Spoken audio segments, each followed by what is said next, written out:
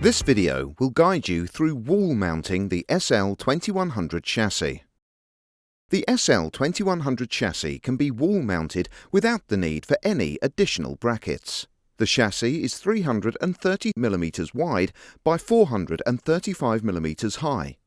When wall mounting the SL2100 chassis, you must ensure that there is sufficient space around the chassis for ventilation, cabling and card access. 300 mm is required to the left and right sides of the chassis. 300 mm is required to insert or remove the interface cards on the right side. 200 mm is required above and below for ventilation and cabling. Cabling to the SL2100 interface cards is done from the right side of the chassis. The AC power cable is inserted on the left side of the chassis.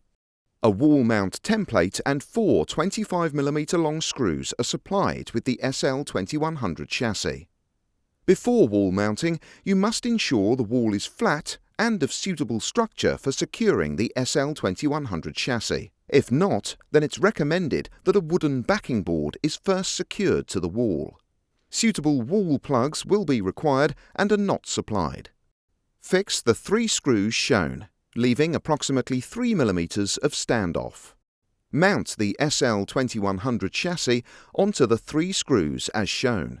Secure the SL2100 chassis with the 4th screw. The CPU and interface cards can then be installed. When wall mounting more than one chassis, use the interconnection cable supplied with the EXIFE card. The cable supplied is an Ethernet straight cable, 1.2 meters in length.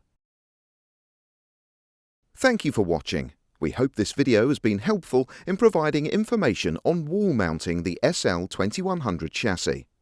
There are other quick installation videos available on our YouTube channel. Orchestrating a brighter world. NEC.